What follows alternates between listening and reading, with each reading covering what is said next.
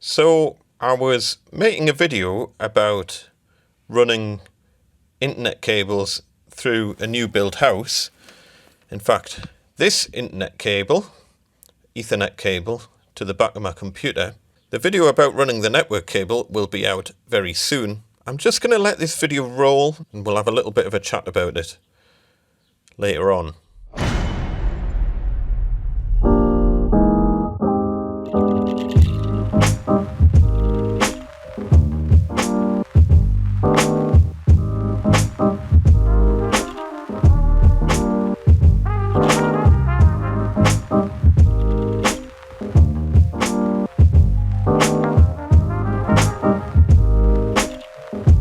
Got this box in here, and if you can just see at the back, I don't know if you can see, but there's a vent stack going all the way up the back corner, and the vent stack generally always goes all the way to ground level.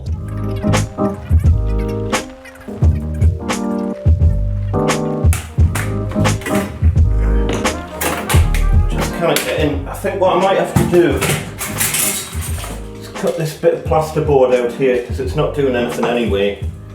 I don't know if you can hear it. Yeah, I can get a bit better access. It would help.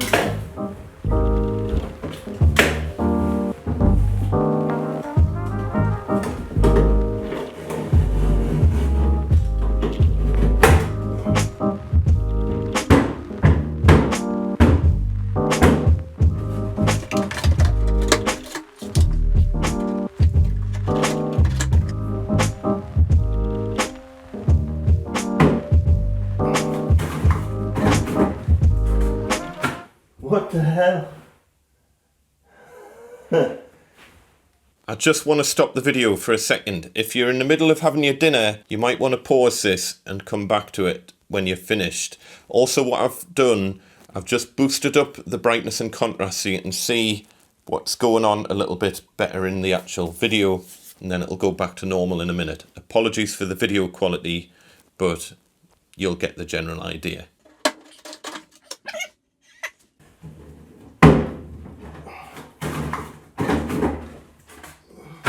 What the hell?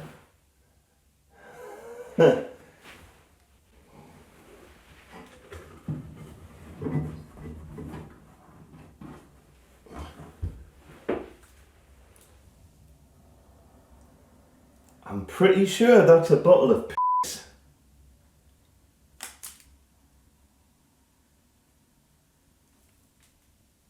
Pretty sure. I don't want to open it. We'll open it outside and find out. I'll just show you before I open it. Lemon and lime flavour sparkling spring water. I don't think so. We've got a date on it. Negative bottle, here we go. I don't know what that date code means. It says Feb 14 MS. I need some gloves. There's having a laugh, and there's leaving disgusting bottles of urine hidden in the walls of a brand new house.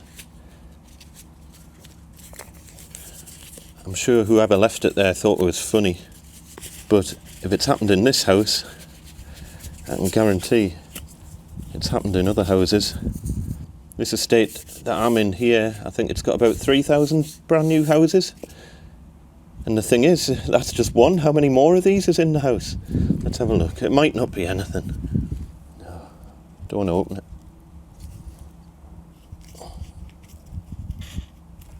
Oh, it's fizzing.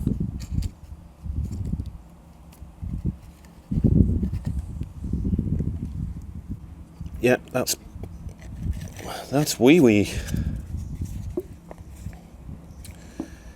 Oh dear. Naughty boys. Well, this has just taken a whole different turn. So just for the avoidance of any doubt, but it's all on camera. So there was a piece of plasterboard going all the way down there to the floor. Here it is. And behind it, just in that corner there, just there, was sitting a full bottle of adult urine.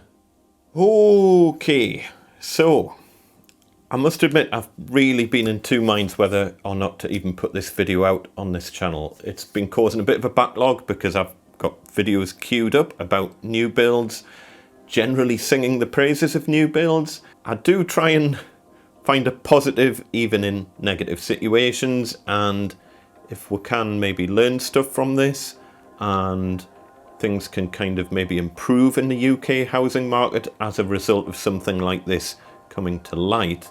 Just to rewind slightly, it was only a couple of months ago that I had a poll running on this channel about whether or not you would buy a new build house or not. 77% of people who responded said they would rather buy an old house than a new house.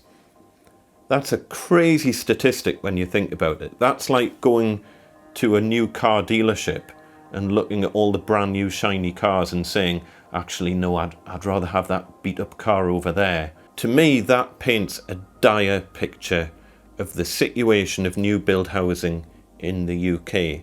Now, I don't want to get into how to fix new build housing problems in the UK in this particular video, because I think there are many issues with the way things are done at the minute. I do think this is a self-inflicted problem by the UK housing industry, where there's a handful of giant conglomerates who seem to own all of the land that you can possibly build houses on, and on top of the monopoly that they've got, everything is driven for the shareholder and not for the end customer.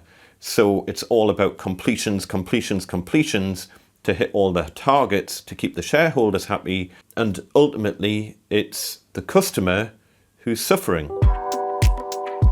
So let me just explain a little bit about housing development in the UK, and I'm just going to pick three of the biggest housing developers in the UK just to give you a bit of an illustration of what's going on. I'm not going to name them, so I'm going to call them Developer A, Developer B, and Developer C. And all this is going to be based on 2018 figures. So Developer A in 2018 made a profit of £862 million. Their CEO received remuneration of 2.8 million. That's one person was paid that. That particular developer at that time had 80,000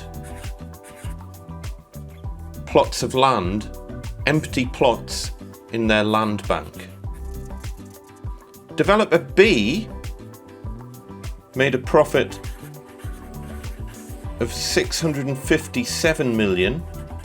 Their total CEO remuneration, and this includes salary, benefits, bonuses, pension and all that sort of thing, of 3.1 million, again for one person.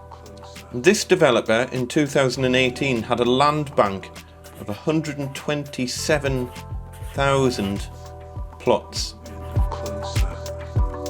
That's basically empty land ready and waiting that they could build houses on now, but they choose not to. Interestingly, in their report they state that the average cost of a plot of land is 15.2% of the average selling price of the property. 15.2%. So that means for a £200,000 house, the land cost about £30,000. Working on the figures out of their annual report, it means that they're making about 92,000 profit on average per house. Gross profit. That's nothing. Developer C made a profit of £1.1 billion. They've got 76,000 empty plots ready to be built on. And their CEO remuneration for 2018, taking into account long-term incentive plans. Now, these get quite complicated, but the CEO remuneration for one person in 1 year was £39 million.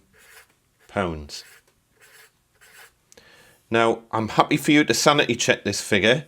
Here's a quick screenshot out of the annual report, and you can sanity check whether or not you think that is correct. But this is how I've read the report and how I understand it.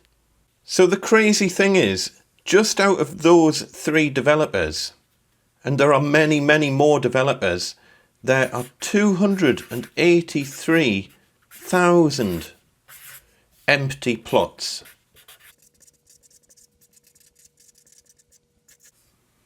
That's plots of land that could immediately have houses built on them if they wanted. Now, I'm really trying not to get too judgy here, because I'm really not qualified to comment on the financials of these big organisations, but this is just the tip of the iceberg. This is just 3 developers. There's probably 10 or 20 big developers in the UK. So how many empty plots of land are there that could potentially have houses built on them? And how hard is it for smaller developers to offer some reasonable competition in this market if all of the big developers have bought all of the land? Again, I'm still learning about all of this, and I learn a lot from what you say in the comments. So please pop in the comments below what your thoughts are on this whole situation. I've always kind of said, you know, if you were to go out and buy a £300,000 car, you would expect everything about it, the whole buying experience would be perfect. I'm not saying what I've come across is a common situation, and I do want to know about that. Please pop it in the comments below if you've heard of anything like this happening before, because I've had conversations with the house builders and they're saying they've never come across anything like this ever. And if there is a positive that can come out of this situation, I think the first thing we need to establish is whether or not this is just an isolated incident, some disgruntled subcontractor who's perhaps not even angry with the building company. They might have a grudge to bear with the subcontractor's company. Maybe they've not been paid on time or something, and they've just thought, oh, I know, I'll teach them a lesson and just leave this bottle hidden away in one of the houses. Or have all the houses around here got little bottles like that hidden away somewhere? So please, first of all, let me know in the comments below if you've ever come across anything like this before. Obviously, you can create some sort of anonymous account if you don't want people knowing who you are, but if you've come across people leaving stuff like this in people's houses before, please, we need to know about this. Pop it in the comments below. If you don't want to put it in the comments, if you go to the gosforthhandyman.com website, you can let me know privately via the contact form on the website. And even if you're outside the UK, I would love to know if you've come across anything like this, because it is truly disgusting. The other thing that I find deeply worrying, and again, it's completely self-inflicted by people like this who do this sort of thing, or just generally don't have pride in their work. And I always say, at the point that you're on a job where you've lost pride in your work, get out and free up that job for someone who does have pride in their work. Because at the point that you're doing a job that you no longer have pride in what you're doing, everything then starts to fall apart. So here's the deal. A Japanese building consortium has announced recently in the press that they're teaming up with a UK company to do a colossal amount of house building in the UK. So UK house building is effectively getting outsourced to Japan. And the people who do this sort of thing and the house builders who allow this sort of thing to happen are to blame for that. So it's a completely self-inflicted problem. And when this starts to become more prolific, for example, more Japanese companies and German companies come in and start doing housing development in the UK, they will wipe the floor with our current house builders. We're a laughing stock for the quality of our new builds in the UK. And just look at the poll, 77% of people don't want one. That's terrible. Why would anyone not want a new house over an old house? And it's because of stuff like this.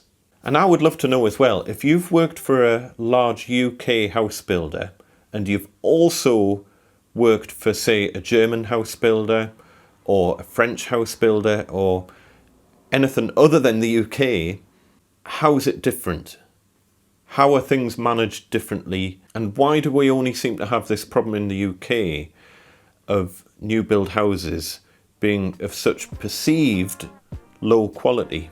Don't get me wrong, we've had our fair share of problems in this particular house, but nothing that major. But yet 77% of people who responded to the poll on this channel would rather have an old house.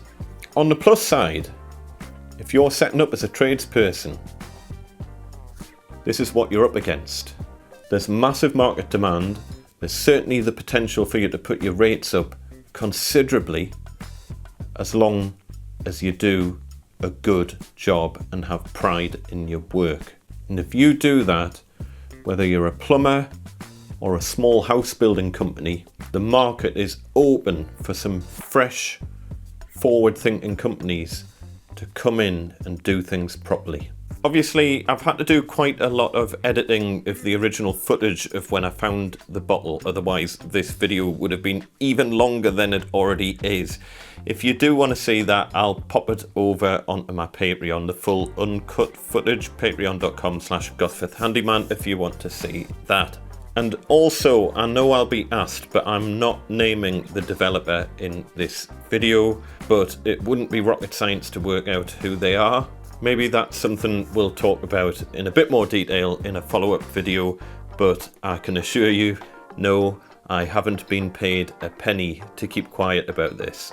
Getting back on track, the actual video about me running an Ethernet cable through a new build property to try and sort out various internet problems will be out very soon, so watch this space. In the meantime, I'd love to hear your feedback, no matter where you are in the world, on the various issues discussed in this video, so please pop them in the comments below and we'll maybe follow up in a week or so time if there's been any revelations from that. For now though, take care folks, and I shall see you next time. Bye!